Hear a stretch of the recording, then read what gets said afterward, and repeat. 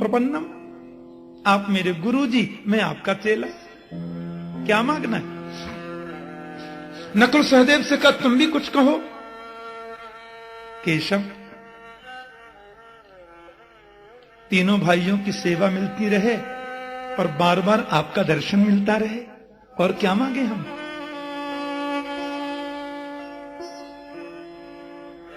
द्रौपदी से पूछा, देवी आप?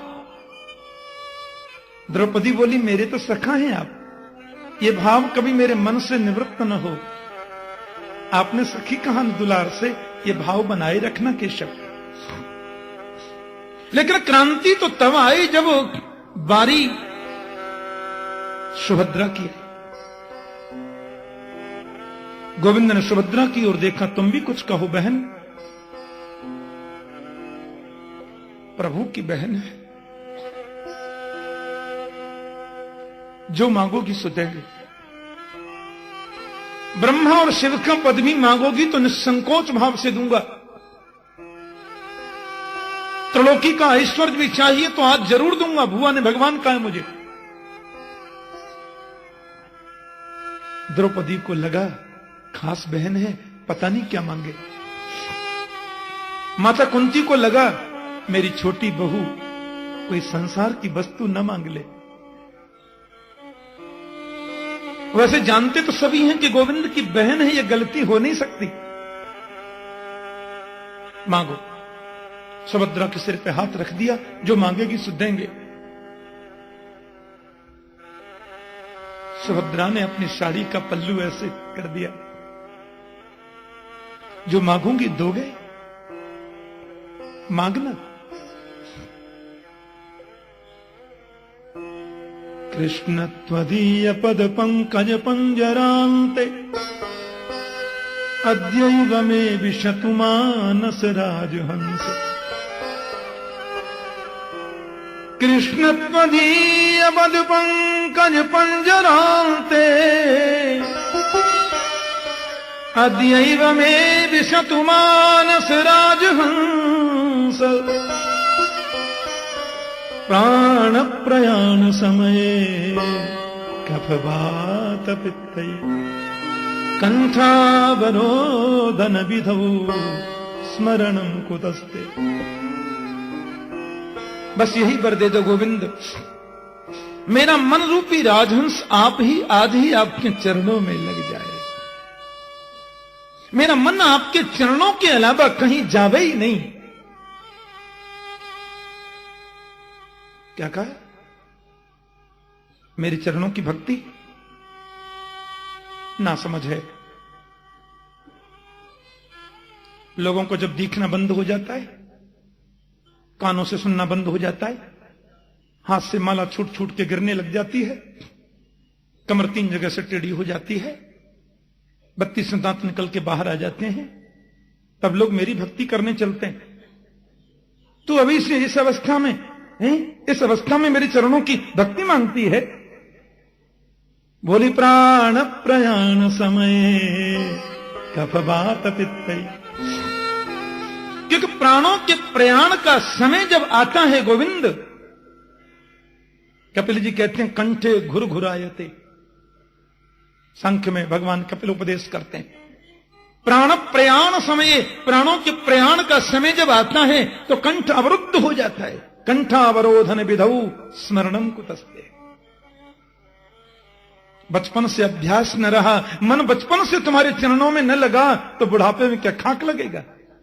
इसलिए अद्यैव में विशतु मानस राजहंस, आज ही लग जावे, ऐसा आशीर्वाद दे दो। मृत्यु के समय तुम याद आओगे, इसकी गारंटी क्या है? क्योंकि जन्म जन्म मुनि यतन कराही, अंतराम कहियावत नाही। अंतिम समय तुम्हारी याद आती नहीं गोविंद, भूल जाता है जीव तुम्हें। पता क्या हुआ? सुभद्रा ने जब ये मांगा तो गोविंद उठकर के आए और दौड़कर सुभद्रा को गले से लगा ली। और प्रेम के आंसुओं से सिर को भिगोते हुए पांडवों की ओर देखते हुए सीना तान करके बोले, मेरी बहन है। संसार की वस्तुओं को प्राथमिकता कैसे दे सकती है? मेरा बहुत आशीर्वाद। संसार की वस्तु तो किसी ने मांगी नहीं। किसी ने प्रेम मांगा तो किसी ने भक्ति मांगी, तो किसी ने भजन की शक्ति मांगी, किसी ने सन्मति मांगी, किसी ने भजन और ज्यादा बढ़े मांगा, किसी ने याद बनी रहे मांगा। कुंती बोली, मैं क्या बोलूं केशव? प्रभु ने कहा, कुछ भी बोलो। बुआ, तुम्हें बोलने में देरी होगी पर मैं देने में विलंब नहीं करूंगा, तू बोल तो सही। माता कुंती ने बस हाथ पसार दिए, बोले देना है तो मुझे सिर्फ एक ही वर दे दो केशव, कि विपदः सन्तु न शश्वत तत्र तत्र जगद्गुरो भवतो दर्शनं यत् स्यात् अपुनर्भव दर्शन। कुंती बोली, मेरे जीवन में विपत्ति पर विपत्ति आती रहे, दुख पर दुख आता रहे, और मुझे कुछ नहीं चाहिए। एक विपत्ति दूर नहीं हो दूसरी आ जाए, दूसरी दूर नहीं हो तीसरी आ जाए, विपत्ति पर विपत्ति पर विपत्ति आए, ये वर मेरी झोली में दे दो। गोविंद बोले, भुआ क्या मांग रही हो तुम? ये दुख भोगते भोगते तेरा पेट नहीं भरता? जीवन में तुमने कभी सुख पाया है? मुझे एक भी दिन तुम गिना दो भुआ, तो तुमने जीवन में कभी सुख पाया हो? आज फिर तुमने दुख मांग लिया। जरा कुंती के चरित्र पर हम लोग एक नजर डाल करके देखें। जन्म हुआ मथुरा में, महाराज सूरसेन की लाडली बेटी, नाम था प्रथा। लेकिन प्रथा का जन्म हुआ, सूरसेन के परम मित्र आ गए महात्मा कुंती भोज, और वो प्रथा को गोद ले गए। नाम था प्रथा, कुंती भोज ने नाम रख दिया कुंती। बालक ये तो समझता ही है, जन्म मेरा कहीं हुआ, पालन कहीं हो रहा है। तुम्हारा बचपन सुख से नहीं बीता। बड़ी हुई, शादी हो गई कुंती माता की, तो पति मिला पीलिया का मरीज, जन्म से ही पीलिया का मरीज, महाराज पांडु। पांडु महाराज की दो पत्नी, बड़ी पत्नी कुंती, छोटी पत्नी माद्री। बचपन सुख में बीता नहीं, पति मिला तो पीलिया का मरीज। उस पति का भी कोई सुख नहीं, क्योंकि पति को भी शाप लगा है कि तुम सहवास की कामना से अपनी पत्नी के पास जाओगे तो तुम्हारी मौत हो जाएगी, मर जाओगे। एक नारी के लिए इससे बड़ा कष्ट और क्या होगा।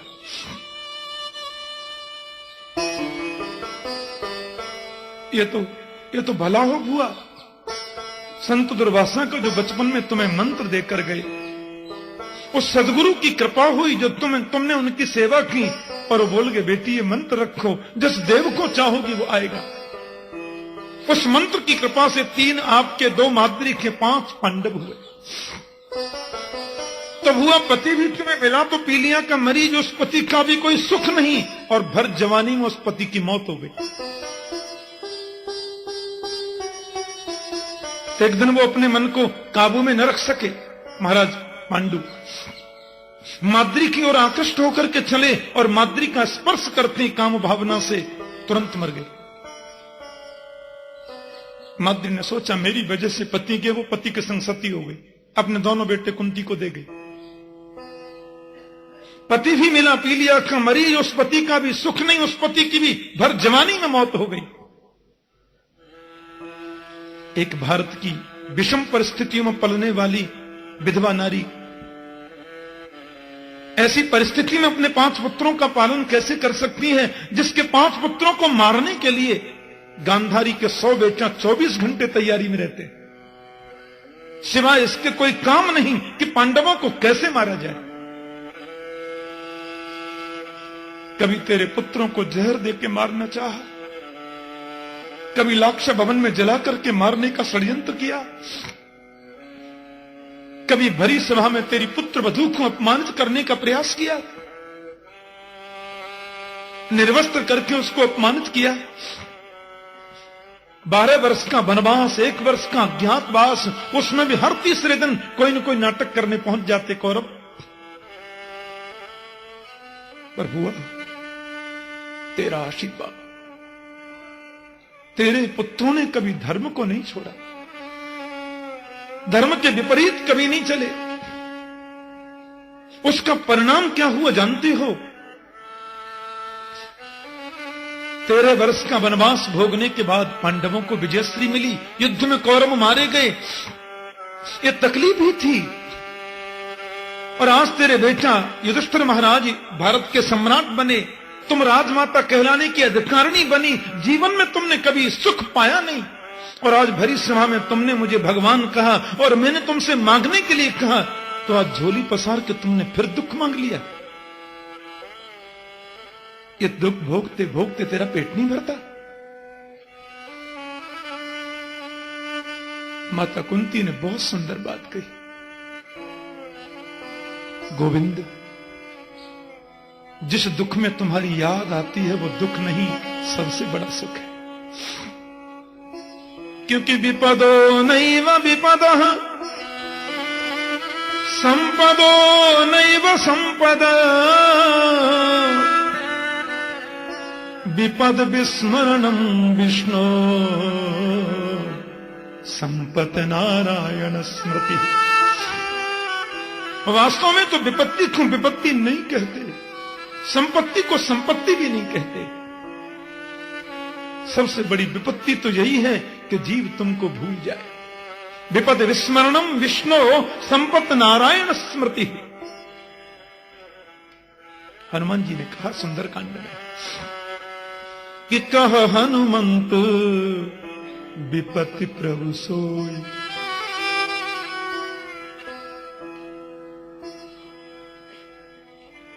जब तब सुमिरन भजन न हो। जीव तुम्हें भूल जाए, इससे बड़ी विपत्ति और क्या है? तुम्हारी याद बनी रहे, इससे बड़ी संपत्ति और क्या है? केशव, मुझे तो केवल विपत्ति दे दो। इन्हीं शब्दों को कबीर अपनी भाषा में कहते हैं कि सुख के माथे सिल पर पत्थर पड़े, सुख के माथे सिल पर जो हरि हृदय से जाए,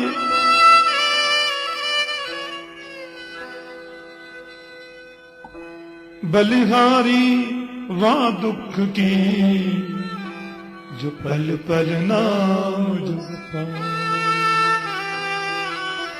ऐसे सुख को लेकर के क्या करें, ऐसा वैभव, ऐसा साम्राज्य लेकर भी क्या करें जो भगवान को भुला दे। बलिहारी व दुख की जो पल पल नाम जपाए,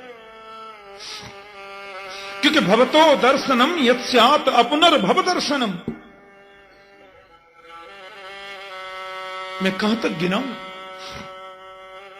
जब जब मेरे पुत्रों के जीवन में, मेरे जीवन में संकट आया, पता नहीं तुम्हारी क्यों याद ज्यादा आई, और जब जब तुम्हारी याद आई तब तब तुमने दर्शन दे दिया। हे केशव, ऐसे दुख को तो मैं अपना सबसे बड़ा साथी मानती हूं। मेरे पुत्र को विष दिया गया, आपने रक्षा की। लाक्षा भवन में जलाने का प्रयास किया, आपने रक्षा की। और वन में जहां जहां संकट आए, जहां जहां विपत्तियां आई, आपने बचाया। मैं कहां तक गिनाऊं?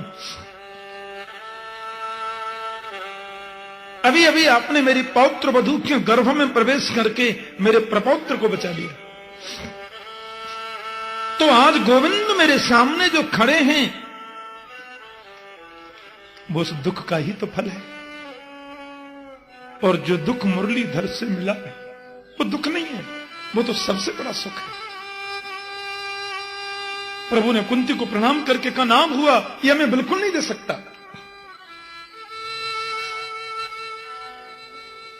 बांके बिहारी जी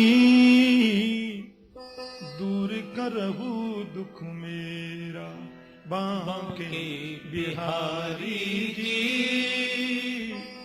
दुख की परिभाषा बताएंगे। दुख मेरा अवध बिहारी जी दूर करहु दुख मेरा, अवध बिहारी जी दूर करो दुख मेरा।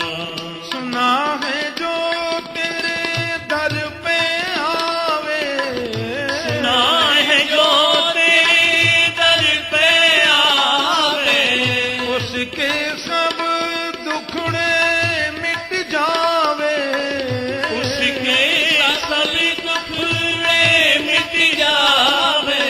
शरण तुम्हारी जी दूर करो दुख मेरा, शरण तुम्हारी जी दूर करो दुख मेरा।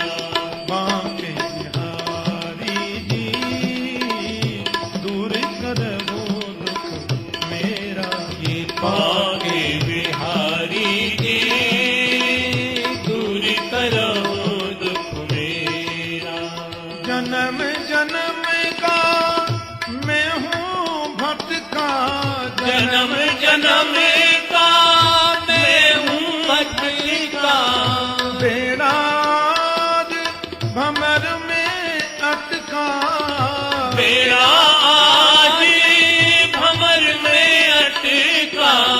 पार करो बनवारी जी दूर करो दुख मेरा, आओ बारी जी दूर करो दुख मेरा। मेरे बांके बिहारी जी दूर करो दुख मेरा, बांके बिहारी जी दूर करो दुख मेरा।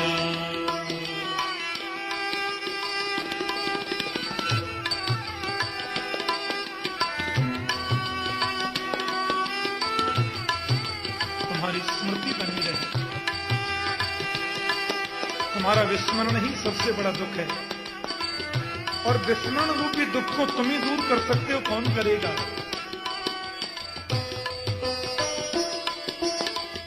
सुंदर भाव है।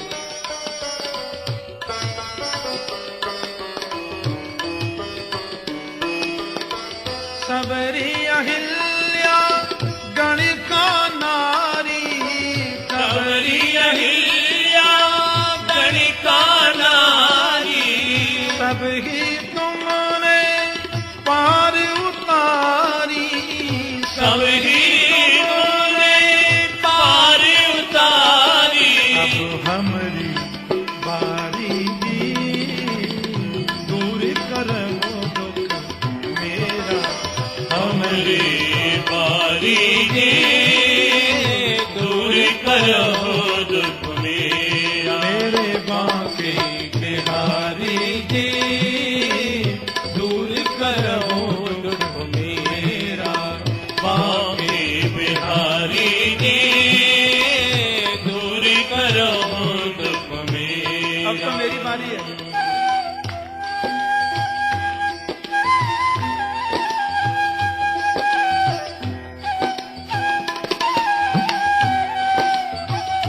तुम्हारी कृपा से संभव है।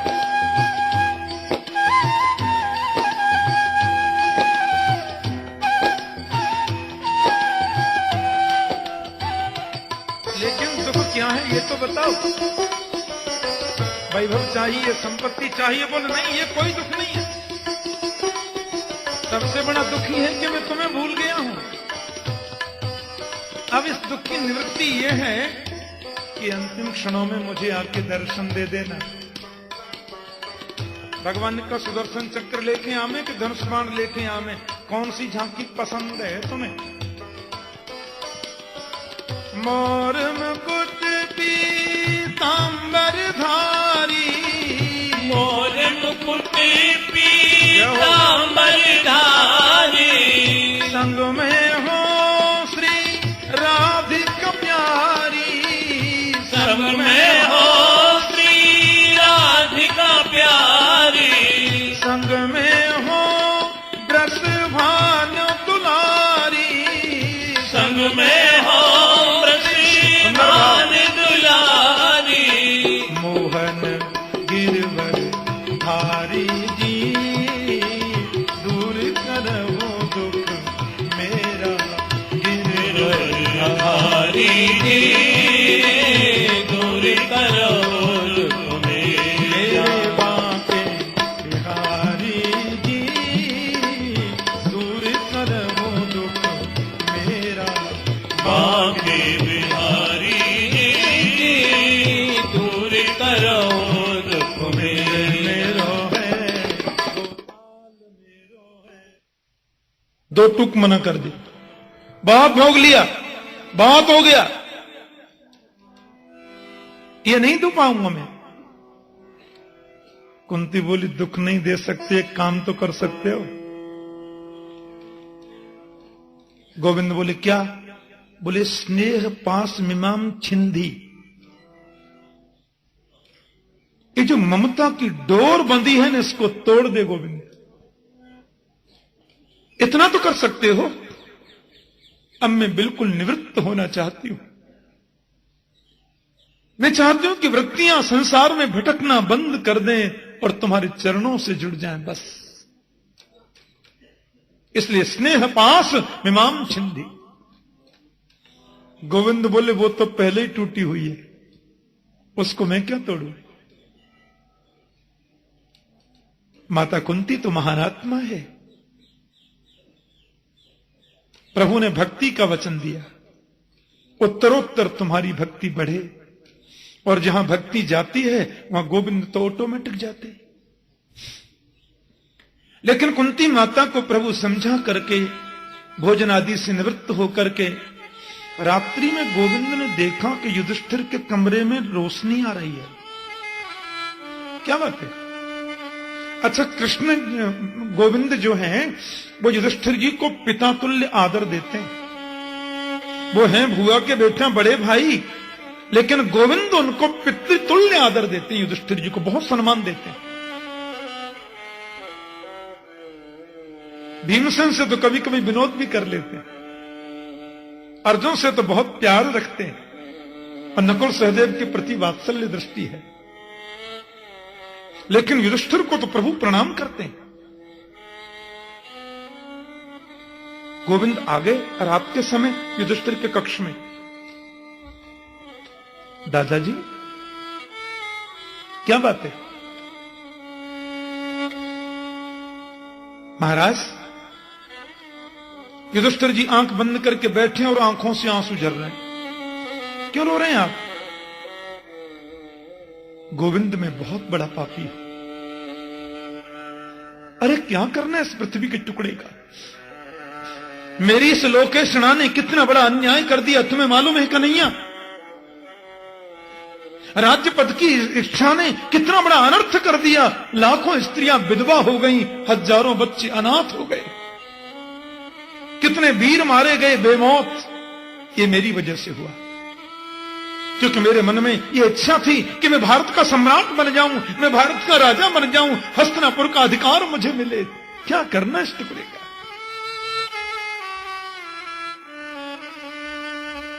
गोविंद बोले युद्ध के समय वो बिखर गया था, अब ये बिखर गया। और बिल्कुल जो उपदेश प्रभु ने युद्ध में अर्जुन को दिया वही युधिष्ठिर जी को दे रहे हैं। क्यों आप दुखी होते हैं? ना भुक्तम क्षीयते कर्म जन्म कोटि सतैरपि अवश्यमेव भोक्तव्यम् कृतं कर्म शुभाशुभम। व्यक्ति जो करता है सो भोगता है। आपने मारा ये सोचते क्यों हैं? आपको तकलीफ मिली, आपके कर्म थे, उनको कष्ट मिला, उनका कर्म था, सबका फल सबने भोगा, बात खत्म। कर्म ही प्रधान है महाराज। कोई न काऊ सुख दुख करे दाता, निज कृत कर्म भोग सुनिभ्राता। लक्ष्मण जी महाराज निषादराज गुह को उपदेश करते हैं। हाँ, जैसे गीता में अर्जुन विषाद योग है, ऐसे रामायण में निषाद विषाद योग है। लक्ष्मण जी ने समझाया, उनको बड़ा सुंदर उपदेश किया। कोई किसी को दुख नहीं देता, कोई किसी को सुख नहीं देता। निज कृत कर्म, ये कर्म जो है ना छाया की भांति हमारे साथ है। आप एक भी उदाहरण ऐसा नहीं दे सकते कि आदमी गया छाया साथ है ही नहीं, ऐसा कभी नहीं हो सकता। जहां हम जाएंगे कर्म छाया के रूप में हमारे साथ रहेंगे। और अवश्यम एव भोक्तव्यम, भोगना पड़ेगा। कृतम कर्म शुभाशुभम, जिसने किया उसने भोगा। सुनो, रात बीत गई पूरी समझाते समझाते युधिष्ठिर की समझ में 1% भी नहीं आया। बोले क्यों? अर्जुन को जो समझाए थे वही बात टोटल यहां समझा दिए, उधर समझ में आ गई, इधर आती नहीं। क्यों? इसका एक बड़ा विचित्र कारण है। संतजन कहते हैं कि बताने वाले के प्रति जब तक आदर का भाव नहीं होगा, उसकी बताई बातों पर आप पर असर नहीं हो सकता, उस पर विश्वास भी नहीं हो सकता।